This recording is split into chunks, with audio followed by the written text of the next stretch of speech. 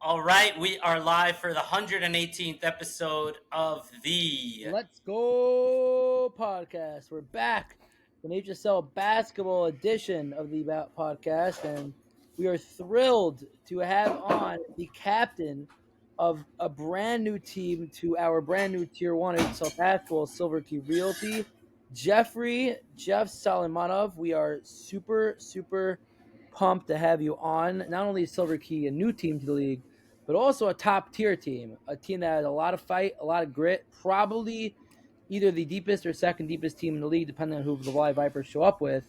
And we're just super pumped to have you on and talk some HSL basketball. Now that softball's over, we're flying at least in New York. We'll get to the South Florida stuff tomorrow, but at least in New York, now that softball's over, we're a basketball town for the next 4 or 5 months. We're pumped to have you on. Thanks for having me, guys. It's nice to be here. It's nice to talk to you guys. I mean, I talk to you guys all week. I like to call myself the king of the trash talk, and P for P learned that the hard way. So speaking of which, there are people who come into the league who come in quietly. Jeffrey did not come in quietly. Volunteered to be part of the rules committee immediately, which we haven't really fleshed out so much yet. Still working on it. Always willing to help out. Always willing to schmooze. Not shy in the chat. A great community kind of builder. So it's really, those are also the kind of people that are such an asset. Somebody who 2:00 in the afternoon, people are chatting in the players chat, and you're sending your nonsense AI videos. That's the kind of energy that we like. We like the chats to be active from 7 in the morning till 12 at night. You get a 6 hours rest, 7 hours rest, and that's it. I'm not the only one who doesn't say. There are times where Dylan Kaufman will text me at 12:30 in the morning at night. Oh, really? Moshe Kraft, and we'll have a conversation for about 20-30 minutes in the middle of the night. But I think that speaks to you. You're a real community guy. You're talking to competing captains at 2:30 in the morning, 12:30, whatever it is. It's not necessarily so common. It's a great asset, even if you are pissing off a few people along the way, which is what it looked like this past couple of days. Look, it's all love. It's to me, it's competitive basketball, man. If you're not trash talking, you're not trying. That's what basketball is. At the end of the day, if you could just come up to your opponent, shake his hand, give him a hug, say, "Hey, good game." It's all love. That's all it ever is, man. All right. So I don't offend anybody. Yeah. Basketball also, from what I see, has a different vibe. Me and Avi Avi considers himself a basketball guy. He's not really a basketball guy. So we're softball guys. The energy in what you've never played.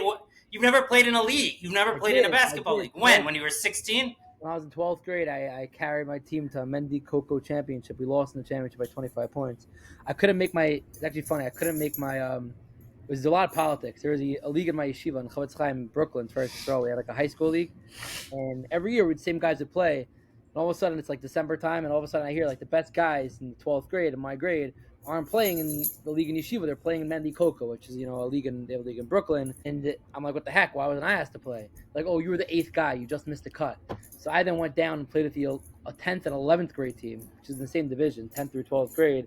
And we ended up playing my grade team in the first week, and we whooped them. It was one of the proudest moments of my basketball career. We ended up making the championship and losing. But I told Jeff, they call me the Jewish Draymond, and it's true. I'm very aggressive down low. I'm a great passer, and my IQ is top notch. So. All right, Draymond Greenberg. So I'm not in the league because I would be tearing it apart. All right, so before we get too into basketball, Jeffrey, let's get into you a little bit for a couple of minutes. Where are you from? I'm originally from Borough Park, Brooklyn. You've got that Hasidische vibe. Jeffrey. Was machst du? So I grew up in Borough Park, moved to Queens when I was about 21 years old, Kew Gardens. Got married, I was 28, moved to Kew Garden Hills, Main Street area, and now I'm in Fresh Meadows. Where'd you go to high school? Hillcrest, where'd you go to high school? Yeshiva Ratzad. It's not around anymore. It used to be called Mesifta Lev Banim. I actually went to high school with the coach from North Shore that played the other day with Steve. Cool. We went to high school together. What's his name? I asked Dylan. I don't think Dylan ever got back to me. So I call him Shalom, but everybody else calls him Steve. What's his maybe think about me. It's because he had a couple of big threes that won them the game in overtime. I wanted to tag him on Instagram. Anyways, go ahead. So Jeff, so 1 second. You're obviously Bukhari, and I assume your parents are immigrants from Uzbekistan, and you also, my mother's actually Ashkenazi. She's from Ukraine, Odessa, and my father is from Uzbekistan. They came here in 1980. I was born here. A little earlier than most Bukharian immigrants. Yeah, Interesting. that's why How I did speak that happen? English. I thought you weren't allowed to leave Uzbekistan in 1980. How did your dad get out? Get So, so I believe in like 79, 80, my parents were living in the former Soviet Union where Judaism was frowned upon. You were not allowed to be a religious Jew or a Jew in general. So when they ran away, you couldn't come straight to the United States. So my parents didn't know each other yet. They were kids. My dad came here, he was 13, my mother was 9. They left the former USSR and lived in Italy for about a Wow. year. And from Italy, they immigrated to New York, to the United States. So when they met over here in 1986, and in 1989, my parents got married and had me 9 months later. Oh So wow, that they was weren't wasting any time. It was a shotgun wedding, they Maimonides. call it. That's it. Maimonides, Borough Park, born and raised. Was there a large Bukharian community in Borough Park when you were growing up there? There used to be. Now they're all here in Queens, the Main Street, Fresh Meadows area. And Forest Hills. Don't forget Forest Hills. I live in Forest Hills, Jeffrey. So Forest Hills, they're not from Brooklyn. They basically the ones that Oh, came you here. meant the Brooklyn. You meant the Brooklyn Bukharians Yeah. moved to the, Mhm. the the Forest Hills Bukharians are from Uzbekistan. Yeah, they basically came straight from here to like Rego Park, Left Rock City, Park City, that area, Yeah, and ended up building their houses.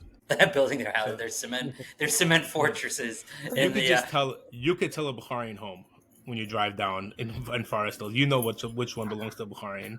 Yeah, I mean, I grew up in Queens, so around. I was born in 87. Around 98, 99 is when you started having huge waves of Bukharian immigrants, and then the Mhm. construction started a year or two after that. You know, Yeah, they transformed the neighborhood in Kew Garden Hills and also in Forest Hills, and they're obvious. And the truth is, you know, we'll move on in a second, but the Queens, at least in Forest Hills, all the infrastructure now is really Bukharian, or a lot of it. The mikvah is my wife. You know, my wife goes to Beth Gavriel. Restaurants. There are a couple of small markets. We don't have like a full supermarket, kosher supermarket in Forest Hills. A couple of small markets in Forest Hills. Then you have all these restaurants, mostly Bukharian. A lot of the infrastructure is Bukharian now, so it's interesting. They kind of like, really saved the Queens community in a lot of ways. I think. yeah. I mean, again, I'm not from Forest Hills. I don't see it too much. I don't really go to Forest Hills much.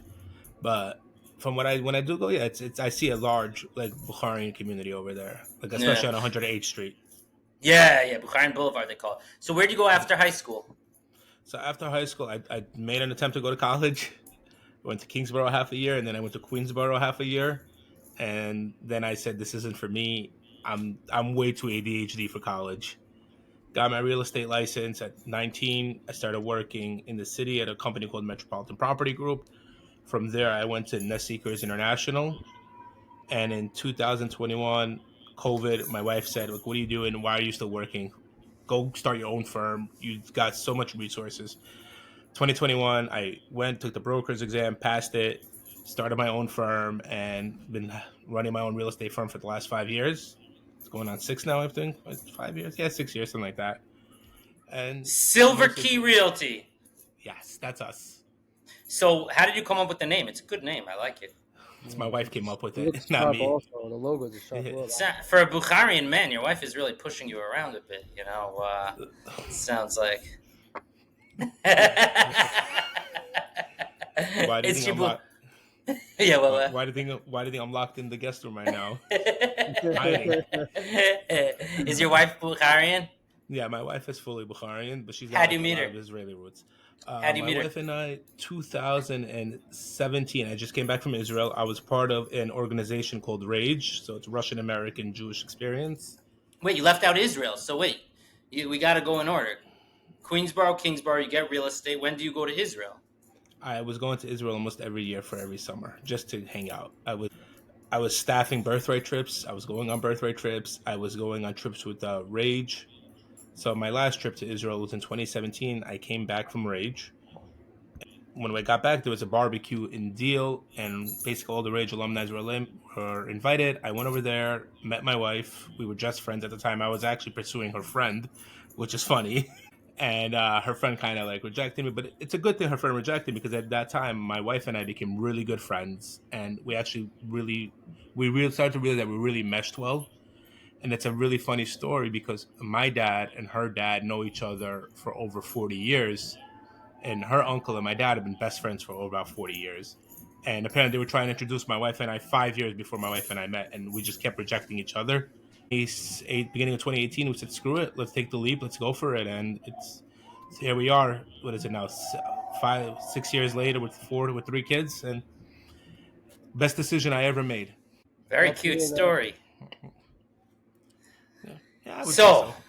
yeah, you would say so. So, let's get to a little basketball. So, when did you start playing basketball? I was about 12, 13 years old. I actually started playing with Joey Jacobo from my team. We were in elementary school together, and he was amazing. And I remember What him school is this? What elementary school? Baragola, BHI. So I remember he was amazing, and I wanted to play, so I just started like chucking shots here and there, and then I remember that summer I went to upstate New York, Swan Lake. My parents had a house over there, and there was a camp called Sports Star Academy there. So I know my it. Yeah, I parents, know it. oh, you Yeah. know Sports Star, so they put Yeah, I me was in in there. Moganov. I was in Moganov, which is right nearby. I Okay, so think. yeah. So Yeah. my parents, they spoke to the camp and said, "Hey, we have a son. He's 13 years old. He really wants to play sports." I got into it over there, and that's kind of where I met a lot of these yeshiva league players, and I started to kind of get better and better. And then I came back. I remember freshman year, I was at a yeshiva called Or Eliezer.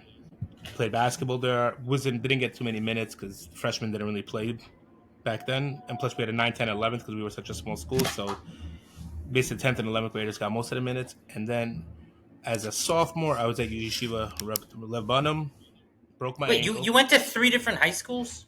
Two. Well, Wait, three, when? technically. Yeah, because you also mentioned Radatz or something. Ratzad is where I went. Ratzad. So I left Baragola. Talk about after ADHD. Talk about ADHD. Wow. Yeah, I was gonna say, it's a real roller coaster of a life. There. Yeah. I'm going to just keep it real with you. I was not a Yeah, good I love student. I went to a lot of schools. But you knew the X's and O's. You knew the X's and O's. They're called I street, knew how you know what they call it? And my father always says they call it street smart. That's Very it. big difference. Street smart goes a long way in life. Book smart, That's not it. necessarily all the time. That's it. But I left Baragola, went to Or Eliezer for high school for freshman year. Just not a school for me. It's what it did do is introduce me to the Syrian community because there was a couple of Syrians in the school. So Oh, they love basketball, right? Oh yeah. So getting there, I started playing basketball with the Syrians, but at that point they weren't accepting Bukharians into their little clique. I don't think they are now either, Jeffrey. Believe it or not. Oh, we'll get to that. And then Yeah, they actually are, by the way. in 10th grade, I went back to Baragola for the first 3 months. Got myself thrown out of Baragola because I was such a great student. I went to Yeshiva Ratzad. That's where I got there. And they had a phenomenal basketball team. This is where I really got incorporated with that Syrian community because you had one of my best friends till today, Eli Man. He was in that community, so I'd always go play with him. But I got there, I broke my ankle in 10th grade, so I missed that whole season. Came back as a junior, and it was my first time really playing. I was getting buckets, I was scoring, rebounding. That's when I really started to play basketball at an organized level. Senior year, same thing, played, finished, and I think after 12th grade is when I really began playing basketball better. I joined up with a bunch of different leagues with Ellie and Mike Mann, that Syrian community. I played in the Ami League when it was called the Z League back then. I played in MNBL. I played in the Carpathian Basketball League. Dilly knows of it. So I started playing in all these other rec leagues, and then I played in the BHI League, is where I met the guys from my team, Mike, Joey, Dima, Jason. That's where I met all of them. And we just continued to play, and I just stayed playing in all these different leagues. You guys until play together COVID shut us every down. like in the mornings, right? Every Sunday morning we try to get together and play. Oh wait, so you don't just play at the Y. So you guys have played in leagues together before. We played together, but not with each other. We were actually on different teams. So Mike was on one Okay. team, Joe was on one team, I was with the Syrian kids, Jason was with Dima. Oh, so now you brought them together to come to HSL. So I put it in our group chat. We have this basketball chat for the Y, and we put it into the chat, and I said, "Hey, who wants to play?" And at first, I got no responses. The only guy that responded was Yuri from Mava Capital, and he's, "Hey, let's put a team together." And I spoke to him. Hey, listen, I've seen the competition there, and if it's me, you, and a couple of throw-me-ins, we're gonna get slaughtered. You know. And and the first thing he said is like, "You got to get Dimitri." He's like, "If you get Dima, they're all gonna come." So I got Joey Jakubov. He said I'm in. So then once we got him in, he pushed Dima to get in. Once we got Dima's nephews, Josh and Johnny. Great They were hit. shooters. Great Yeah, shooters. those are really good shooters, and they're really good Avi, on ball defenders. Yeah. hold on for a second, Jeffrey. Avi, talent wise, where would you put Silver Key? Would you put them at the top of the tier one, or they're a notch below? Straight talent, of course, they're at the top. Would I put them one? No. Would I put No, them I didn't two? ask you to put them on. You can't put a true one because my question is if they can beat every team in a Silver Key championship Realty game. is a top 5 team that on their best night could beat any of the other 5 teams in the top 5. Okay, so one of the things I'm wondering though, and Avi, you're around sports a lot, hearing that Silver Key is really talented, but this team hasn't played together really yet. Is that going to count against them when the going gets tough? And just to add to it, Jeffrey. They have played together. They've been playing Sunday mornings together for a very long time. But it's not a league. It's different. David, I'll tell you, I've been watching Silver Key play. They might, other than Rides to Fly, Wasser's team, they might have the best chemistry. I don't even think it's close. Wow. I mean, if you look at the highlights, the videos, they move the ball. It's unbelievable the chemistry they have. I think it comes from them playing together Sunday mornings every single week. For how long have you guys been doing that for, Jeff? I got involved with them in January, February, less than a year I've been there. It's every single week for a long time for the most part. It's a lot of time playing together. I'm just speaking from looking at them. Like the ball movement is unbelievable. They lead the league in their team assists. They lead the league by double digits. I don't even think it's close. And how many assists? Yeah, I think it's a combination of like everybody. We just want to see each other do well. Like we genuinely root for each other. If you see our team chat, it's not about what I did or what's nobody will ever say, "Oh, look what I did." It's like, "Yo, Mike, look what you did, bro. You lit it up." Yo, Johnny, you were on fire. Yo, Josh, keep it up. Dima, wow, 7 assists, good. Like we root for each other. This guy Dima, man, he's an animal. Every single game, he's like 8 points, 12 rebounds, 12 assists, 7 points, 11 rebounds, 13 assists, 15 points, 8 rebounds, 7 assists. It's absolutely amazing to watch him play. Yeah, really, really cool. Like you said, they call you Draymond. That's my Draymond Greenberg. Yeah, I was gonna say. By the way, I just want to be clear. When he says they call him Draymond, he means he calls himself Draymond, and he would like for other people to also call him Draymond. You have to learn how to speak Avi. I'm surprised you don't know how to speak Avi yet. You've been dealing with him for a few months now. So how did you find HSL? I got called last year, earlier in the year. What's his name? There used to be a team with Matt Abramovitz, Josh Zinn, they needed a sub. Last year's MS Motors, yeah. Yeah, last year. Some of them are now. Some of them now started Clutch Auto Trade. Yeah. They're in Tier B. Yeah. Jeffrey, a little trash talking. So they called me to come in, and I'll never forget. I stepped on the court, and I think the first thing I hit a 3. The first time I touched the ball. And then I hit a second 3, and for some reason, Goldfarb just got upset with me because I was scoring and he wasn't. So he's like, I'm not passing him the ball anymore. And I think it was the first time in my life where I walked off of the court in the middle of a game and said, I'm not doing this anymore. This is frustrating. This is the worst team I've ever played with in my life. And I told them this straight up. I told this to Zinn. I told this to Matt. And this is the worst team I've ever played with in my life. I said, don't call me back to this team. I'm pretty sure when the last year, the DeVere team, the 5-10 team, they had Jonathan Baez last year. I think they played against MS Motors. If I'm not mistaken, the final score is like 127 to like 26. Like genuinely. I heard about this. It was absolutely ridiculous. Yeah. So when I came back, the reason I was also like very into last week's game is because Josh Zinn basically told me my brother's gonna beat you, and I told him flat out, your brother's not gonna have a chance. We're gonna. I said 10.5, but I think I texted you privately, Avi. I said we're gonna win by 20. You told me 20 plus. Wait, so who asked you to play on that team last year? Who was the one who had invited you? I think Matt Abramovitz. Oh, Abramovitz. How did he? Did you know? Did you know him? Hmm? Did you know Matt? I knew. I would pray with them in shul. We went to the Young Israel together before I moved to Fresh Meadows. Which Young Israel? Kew Garden Hills. Oh, okay. I didn't realize you. Okay, cool. So, so then you liked what you saw overall in HSL. Then what was the next step? You were charmed by Avi Edelman. What happened? Nah, I really just wanted to play in a league. It was something that I was really wanted to get back into.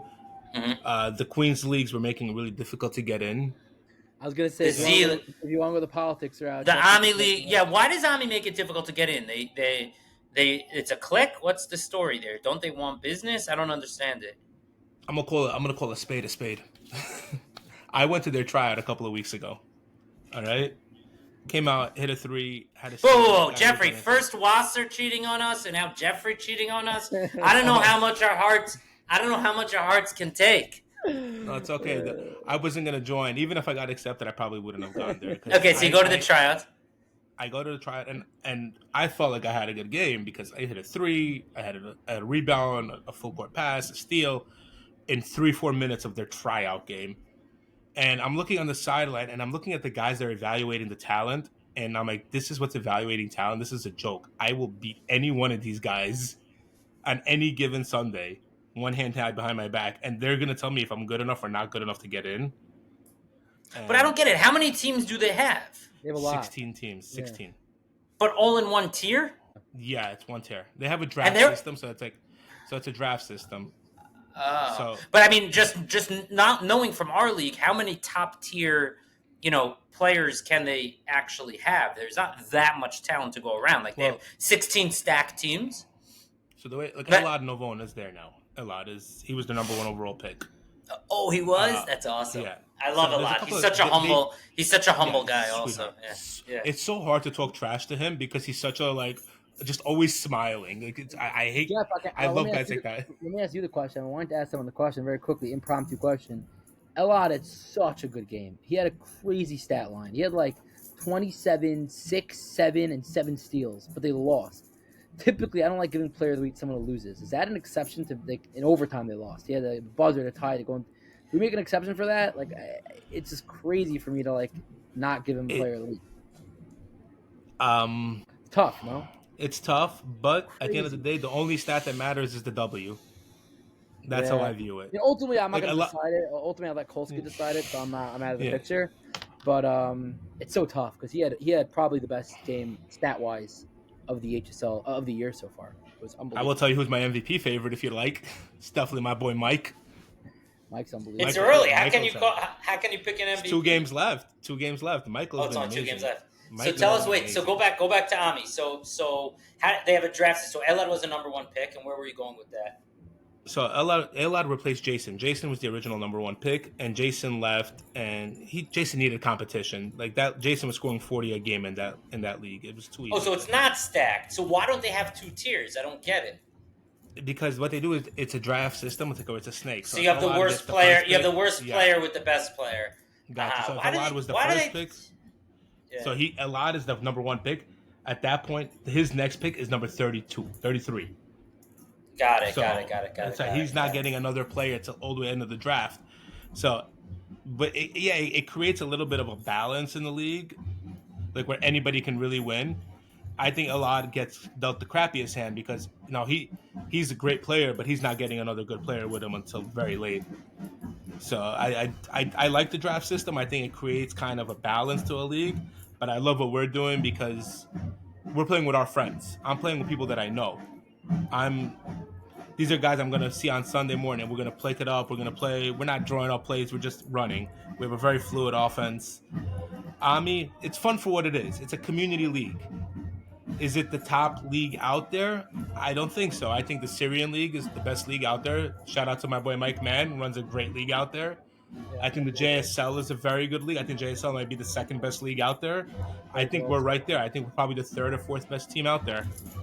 The 3rd or 4th best league out there right now. Just looking at the talent from what I've seen, I think Winter is phenomenal. Wasser, you've got Mike, Jason, just a complete collection. You have Sharifian.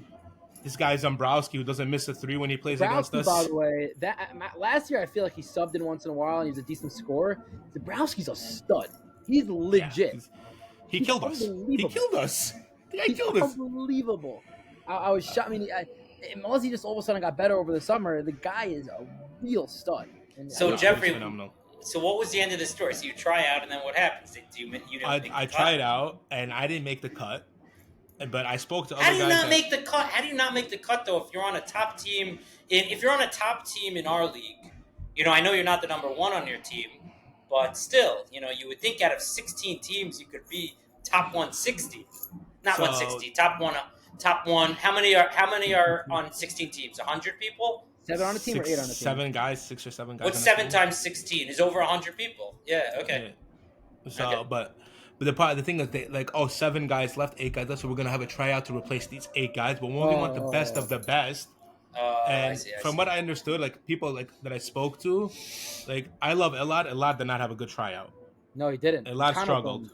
Natano told me Yeah. right away. Natano told me that a lot had a bad Yeah. tryout. Elad had a really bad tryout. Like I don't, he maybe made a shot, and so at that point I realized like you're not evaluating the talent. Elad was in before he even got there, just based off of his hype.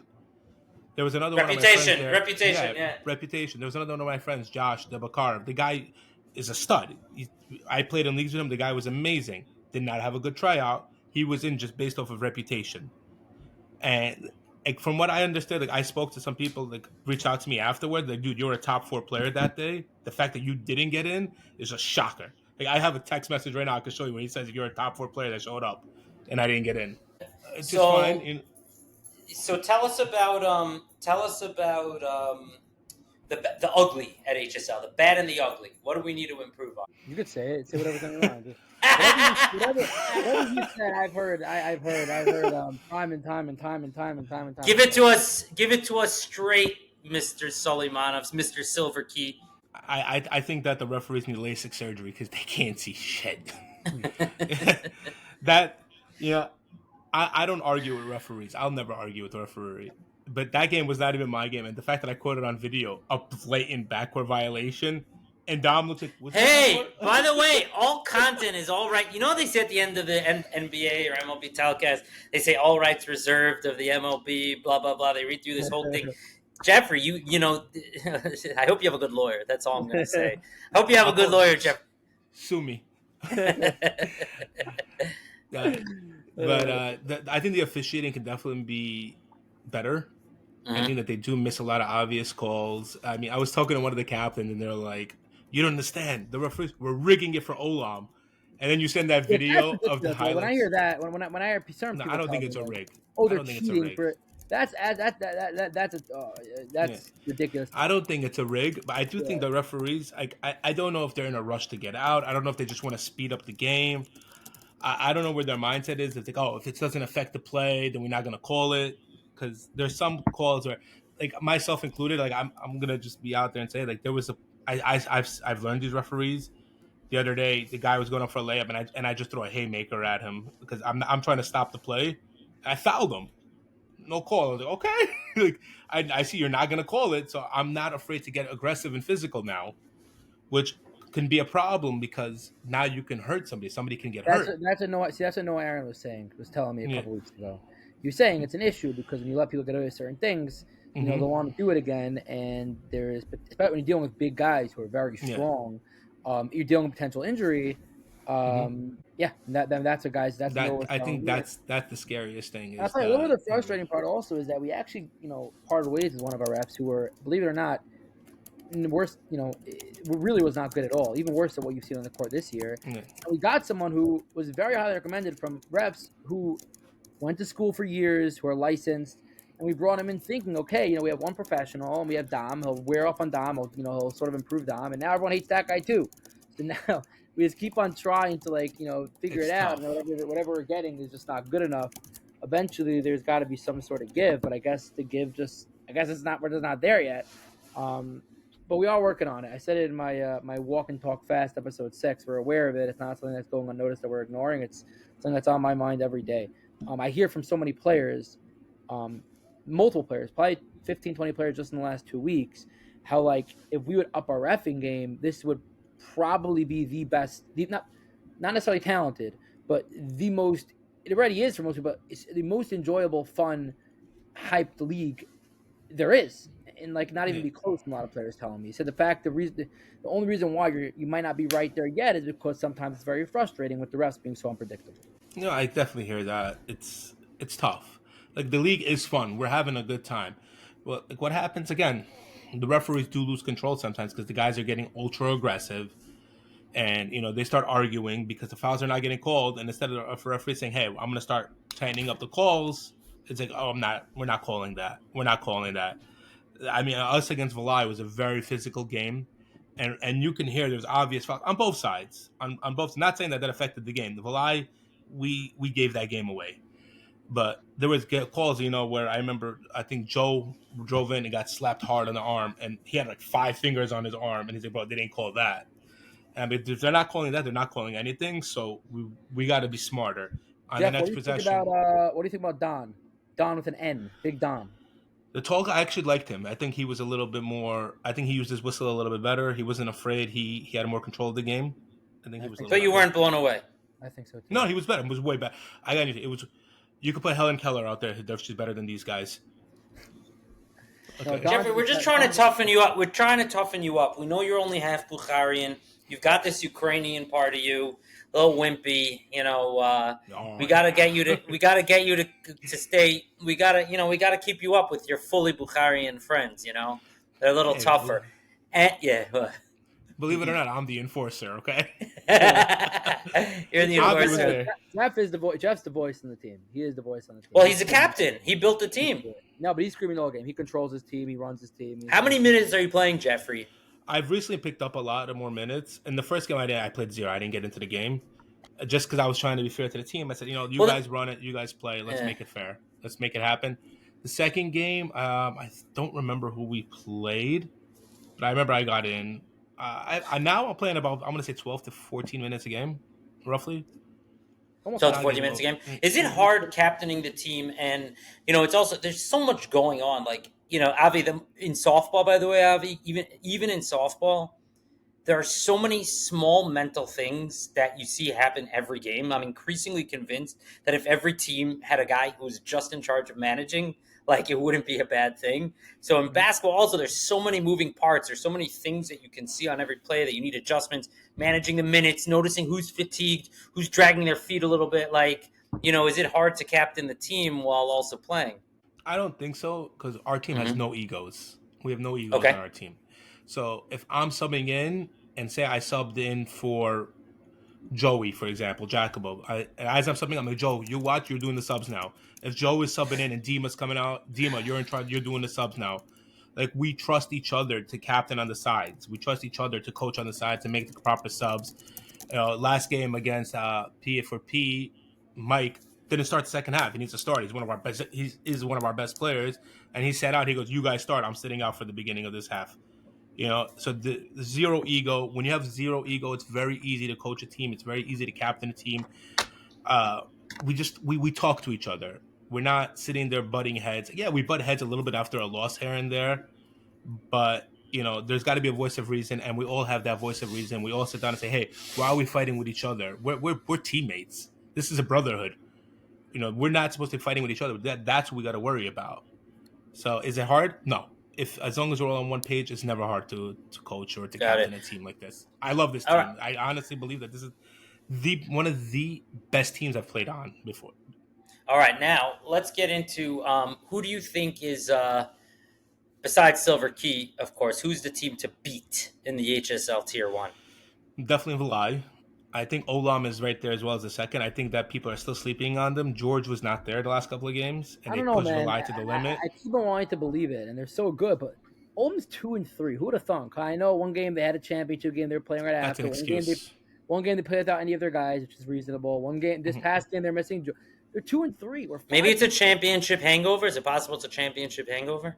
I don't know. I mean, there is a legit excuse every game, but eventually, you're 2-3 with 3 games left. Like, they could fall into the playing game if they don't pick it up. Like, look at the Dodgers, though. Look at the Dodgers. Yeah, they didn't really turn things on.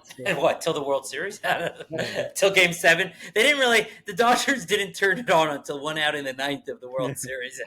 By the way, I have a question about that. If you're a betting guy, they have the odds, not the betting odds. You know how they say you have an X percentage to win and lose. They're like live game. Yeah. Live game betting? No, not the live game betting. When they'll say, as the game goes along, they'll say they have a 10% chance to lose, on the 10% chance to win. On the screen, yeah. I haven't been able to find the answer. I'm curious, what was the Dodgers' percentage to win? Or even the betting odds, down by 1 in the 9th. It was 1 out. It was 1 out. If you think about it, they still had a pretty good chance to win there. So, like, I'm wondering even what were the fine. Let's do the betting odds. What are the betting odds with one out in the ninth, down by a run? Are they plus? I don't. It's not like plus 7. You think plus 1,200? Yeah, we have it right here. They got it right here. I'm looking at it right now. What the odds were in the ninth inning. The Blue Jays were 65% chance to win, so the Dodgers had a 35% chance to come back. So that's my point, Avi. With 0 outs. No. That is with 1 out in the ninth. Really? The Dodgers still were getting a 35% chance to win. That's pretty amazing, Avi. So can you pull up what the betting odds were also? What the betting line on the Dodgers to win? But it was like that also because they had a right-handed pitcher with Ohtani coming up next. Nobody expected Rojas to hit that home run. I think the betting odds were skewed because Ohtani was the third man in the inning. Okay. All right. So Fly Vipers are the team to beat, right? Yeah, I think Fly Vipers, especially their only question mark is this: Sherifian has played 2 games. Yeah, he's got to play 1 more to qualify for playoffs. If he doesn't play that playoff, if he doesn't play that 3rd game, I think Vilay is still the team to beat, but I don't think they're a 10-point favorite anymore. Why wouldn't he play, Dylan? Why wouldn't he play 1 more game? Dylan's all over this stuff. I learned a new expression. I learned a new expression from Dom DeRosa, like flies on shit. Dylan is all over these guys like flies on shit. I'm sure he's gonna bring him in for another game now. We got 2 games left. It's not like he's got 7 games to work with. They got 2 games left, so they need. Dylan's gonna drag him in, say, "Check in. You good? Get out now. You can leave now." Where does he live, Sherifian? That's the rule. If you're in the building, you're good to go. So maybe he'll do that. Maybe we'll pay him $100 to come step foot into the gym and leave right away. Why doesn't he want to play? Why doesn't Mr. Sherifian want to play? It's not that he's in a lot of different leagues. Yeah, because he plays in the SY League in Brooklyn and a couple other leagues too. The guy's all over the place. It's not He's phenomenal. When he goes, he's phenomenal. He might be one of the best players in this league when he's there. So Fly's a team to beat. Then who else you got? Olam. I think Olam is there. Do you have Olam as number 2? Do you have Olam as number 2? Hell no, I have us as number 1. No, leaving Silver Key out for a minute. Yeah, I think Olam. I think I would still put Olam at 2 because I know that they could turn it on. I know when George is there and Elad is there and Lior, when their team is complete, I believe that they're a real threat. I would put at 3. I would probably put Wasser and Allswing, Rise to Fly. At 4, give me healthy Ellie Dax with Tzvi Winter. Yeah, at 5. Jeffrey really knows his teams. Jeffrey knows. Jeffrey is holding in the sugya. Jeffrey's dating them out here. Yeah. At 5, it's a really good team who has a little bit of a dysfunctional roster, but he has everyone who's played Moshe Kraft. 3 games. Moshe Kraft. He's my 5. Yeah, like with all his Boris and Max Planning and Bentwell. Yeah. They're big, they're strong, they're fast. The problem is only 3 of them show up every week. So I'll have 3 guys and then 3 randoms, and then 3 guys. All those 3 guys now are playing 3 games each. So he's like the Black Sox in softball. They just seem piecing it together. Come playoff time, if everyone shows up, he's gonna have a legit roster. The problem is who is he gonna have? Because he had Sam Baton 1 game, and Sam. I spoke to Sam. I saw Sam last week. He's like, I don't think I'm coming back. Whatever phrase Gottlieb used for Dylan Kaufman, use the same thing for Kraft. He's the same. Shit on flies on shit. That's at 5. At 6. You got to give me. I haven't seen Cobra Rentals play, and I haven't seen Old Bank play. I'm a time team, Cobra Rentals, my boys. Gotcha, but I'll tell you who's in last is P for P. That was so easy. That was too easy. Can you make another AI? Can you make another AI? I like that AI eating that W. Because P for P, going to the season, I had them at number 10, and then they get blown out, in game number 2 to Devere, who's team honestly stinks right now. They have 5 guys showing up and they're not playing well. They're 1-3, and they lost to them by 40 points.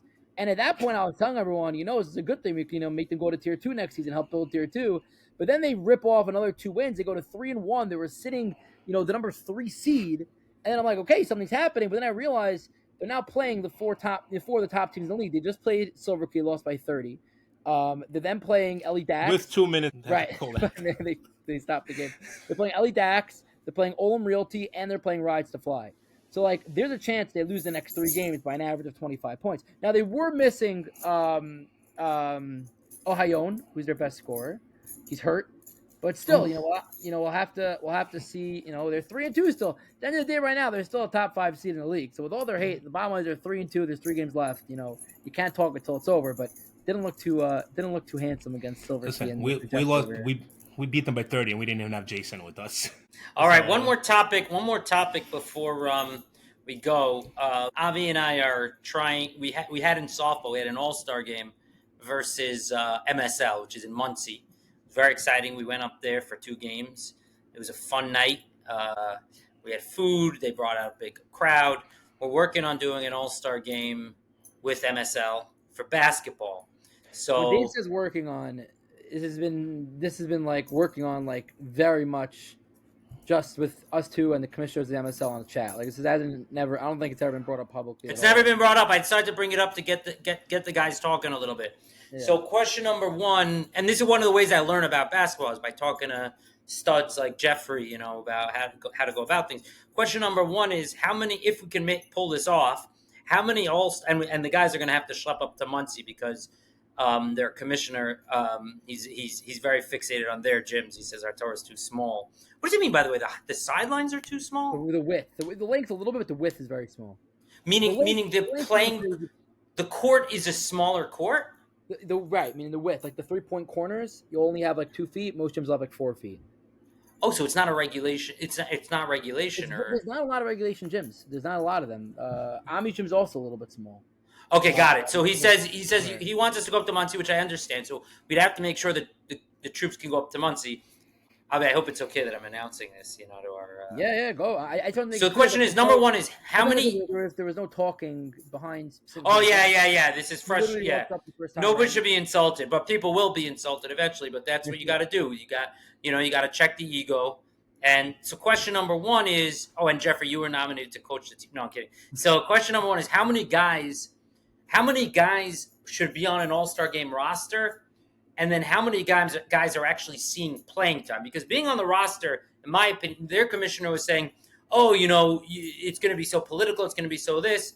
I don't care. Put 12 guys on the roster, but only 6 of them are getting playing time.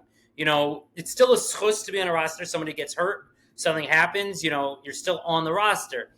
So I guess my first question is, it's fun. There's hype. It's an event. It's fun. There's hype. You get honored by the league for, So I think my first question is how many guys should be on an all-star game roster, and then how many are actually getting minutes, I would say 10 guys, and probably 7 guys are going to actually play, 7 to 8 guys. What I would do is maybe extend the game. Maybe instead of making it 18-minute halves, make it 2 24-minute halves so everybody could get in a little bit. That's a great idea. That's a great idea. It's a great idea. You don't have a time restriction. Right. You get everybody in, but that's the best way, I think. 10 guys, 7 or 8 of them play. And if you have such a long game, all 10 guys can get in. Yeah. By the way, have the talent. The studs in our league. I was gonna say that, by the way. I actually disagree. You don't know why Yitz would. No, I disagree with your premise. I think HSL could bring even 12 guys, and we have the depth that I think everybody could get in, and we wouldn't really dial back at all. So I actually disagree on the 7-8 player. The premise I was getting from Yitz Greenbaum, I'm not a basketball guy. He just said, you were in that chat, Avi, where Yitz was saying. I was thinking about it. I even think 12 guys. I'm not saying you have the best team on there 100%, but you'll have 98, 90, 97, 98. I think we might not have the extreme talent JSL has. We have a lot of very deep talent, and I think there's a lot of guys that could really. Yeah, JSL. So the studs, good ball players. They're good ball players in JSL. So the studs in our league, could they do 48 minutes without trouble? I mean, even the 17 and a half minutes. Do these guys need rest? One second. I'm just curious. The great players. There's no difference between them playing 17 and a half and taking a breather for a couple of minutes. They don't need the breather, period. Nah, they'll play through it. You give them an extra. If you give these guys another 6 minutes per half, they'll be happy to do it. Okay, they eat those minutes. It's nothing. Yeah, so how come in the NBA they sit guys, the best players, they usually sit a minute here, a minute there? Why do they do that? I think that's more for load management to kind of save the player because they play at such a high. It's way more intense in the NBA. The guys are playing at a much more physical pace, a much faster pace. They're more likely to get hurt, and I also think it's a lot of money involved because you don't want your guy to get out there and get hurt, and jersey sales go down. People are not going. If Luka Doncic gets hurt, the Lakers might not get as many seats in, so they're managing the load because. We're going to be in the playoffs anyways. Let's keep our guys fresh. We're not. Okay, so we're playing an 8-game season. We're gonna just go out there, give it our all for 8 games. okay, so Jeff, let's end with this little controversy to end the podcast. You're building an all-star roster. You're the coach, and you're the starting power forward. No, you're not the starting whatever.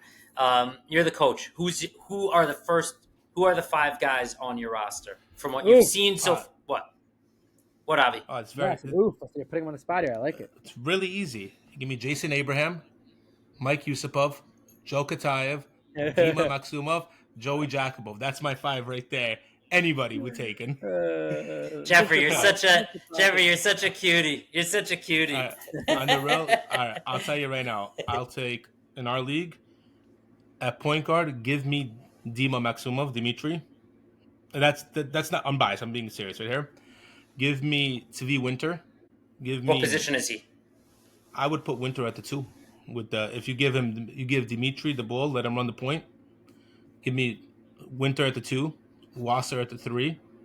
Sharifian is big enough to play the 4, and at your 5, that's where it gets a little tricky. But give me Jack Ross at the 5. More than Noah. Boy. Yeah, more than Noah. I like Jack Ross's game a little bit more than Noah. I'm not saying Noah's not an all-star. I just Avi, that means we have 2 crossover all-stars. Softball and basketball. That means we have Noah and Jack. Yeah. Also, it's all swing. All swing. All swing. I forgot. I said 5. I said 5 because I wanted to keep it simple. All right, this is going to be fun. There's so many guys. I could list 20 guys. There's so many guys. Jeffrey, so are you? If we do the game up in Muncie, are you coming? I'll come. Yeah, I'll come support you guys. You better. Well, Jeffrey, when we do events, it's not just games; it's events. So it'll be a lot of fun. We're gonna hype. If this actually happens, this will be awesome. I'll hype it up a lot. Yeah, I hope it does happen. Then I'm here. Yeah, it would also be interesting to do one against JSL. We just have this pre-existing relationship with MSL, so I checked in with them first, and they seem interested. They're just worried about the politics. It's wasting our time against JSL. What do you mean? No, Aaron said they beat us by 40 points. See, the thing that HS League. No, they might actually beat us by 40 points. the thing about HSL that MSL doesn't have, HSL is a full.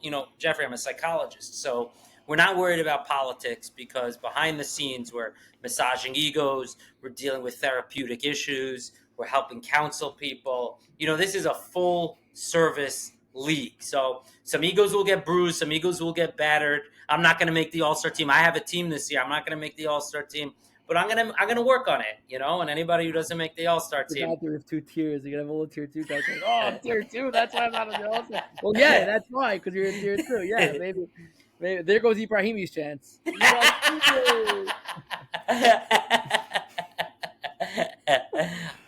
That's you funny guys stuff. are too much, man. All right, let's just give a little plug to Silver Key at the end here, guys. You put All-Star Game in the title here. We might get the most views we've ever gotten on a podcast. I'm actually going to put it in the blurb that I put out. I also just want to give a little shout out to Silver Key at the end. Thanks for sponsoring a team, Jeffrey. My pleasure, guys. Silver Key, as you can see, Jeffrey brings the big burst energy. If you're getting commercial real estate, residential real estate in Brooklyn and Queens, where else? Brooklyn, Queens. Anyway, that's about it. That's about it. To go anywhere else. Yeah. You talk to Jeffrey Sulymanov. You're nervous about these Bukharian real estate brokers. You want Jeffrey Sulymanov. You want your own Bukharian real estate broker taking the punches, doing the dirty work, and making sure you get the space that you need.